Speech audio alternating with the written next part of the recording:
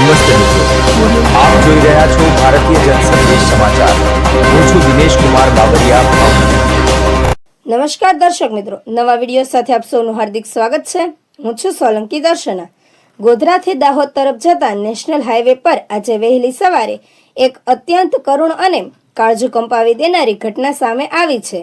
લીમખેડા તાલુકાના પાણીયા bus stand નજીક chemical ભરેલું આઈસર અને પ્લાયવુડ ભરેલું આઈસર ટ્રક સામસામે ધડાકાભેર અથડાતા ભયાનક અકસ્માત સર્જાયો હતો। અકસ્માત એટલો જોરદાર હતો કે ટક્કર થતાની સાથે જ કેમિકલના કારણે ક્ષણભરમાં વિકરાળ આગ ફાટી નીકળી હતી। આગની જ્વાળાઓએ બંને વાહનોને ઝપેટમાં લીધા હતા, જેના કારણે વાહનમાં સવાર ડ્રાઈવર અને કંડક્ટર બહાર નીકળે તે પહેલા જ આગમાં બળીને ભડથું થઈ ગયા હતા। ઘટનાની જાણ થતાં જ આસપાસના સ્થાનિકો લોકો અને પાણીયા ગામના સરપંચ MN પટેલ તાત્કાલિક મદદ માટે દોડી આવ્યા હતા।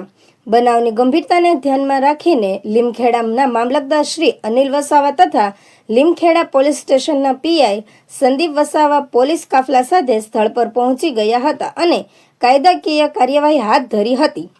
સ્થાનિક ફાયર બ્રિગેડની ટીમ પણ ઘટના સ્થળે પહોંચી હતી અને ભારે જહેમત બાદ કાબુ મેળવ્યો હતો।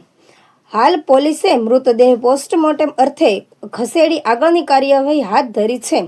સરપંચ MN પટેલ સવારે ઘટના અંગે જાણ થતાં જ અમે તાત્કાલિક સ્થળ પર પહોંચ્યા હતા। અકસ્માત બાદ ભયાનક આગ લાગી હતી। અમે તરત જ પોલીસ તંત્ર, મામલતદાર સાહેબ અને ફાયર બ્રિગેડને જાણ કરી રાહત બચાવ કામગીરી શરૂ કરી હતી।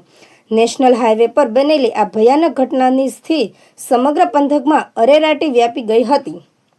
રિપોર્ટર દીપક રાવળ, દાહોદ, લીમખેડા। પાસેના ભીમસિંહભાઈ રામાભાઈનો મારા ઉપર ફોન આવ્યો કે સાહેબ, હાઈવે ઉપર રત્નાપુરાના ઘરની પાસે જલદ પ્રવાહી ભરેલા ટેન્કરમાં કંઈ આગ લાગી છે। એટલે એની જાણ થતાં મેં તરત જ અમારા બીટના જમાદાર શ્રી હિતેશભાઈને મેં જાણ કરી। એના પછી પેટ્રોલ પંપના માલિક દાહોદમાં મેં કહ્યું તમે ફાયર બ્રિગેડની વ્યવસ્થા કરો, એટલે એમને જાણ કરી। કેટલા વાગે ઘટના બની? આ 4:39 મારા ઉપર ફોન આવ્યો હતો અને એના પછી લાગતા વળગતા અધિકારીઓ કે જે કોઈ હોય સંબંધિત એમને જાણ કરી, ભાઈ આવું કંઈક થયું છે। સ્થળ પર અહીંયા ફાયર બ્રિગેડ છે, પોલીસ સ્ટાફ છે, મામલતદારશ્રી છે। હા, એ તો લાગતા વળગતા એ જાણ કરી હશે એટલે બોલાયા હશે, પણ મેં ઘટનામાં કોઈ મરણ પામેલ? ઘટનામાં તો કદાચ 2 જણ મરણ પામ્યા એવું જાણ્યું છે। બે બોડી પડી છે એવું કહે છે। અને અત્યારે આપનું નામ? MN પટેલ, પાણી સરપંચ। અને અત્યારે પાણી માટેની વ્યવસ્થા નજીકમાં ના હોવા છતાં બીજા કુબેરથી પણ પાણીના ટેન્કરો ભરાવાની વ્યવસ્થા અત્યારે ચાલુ છે।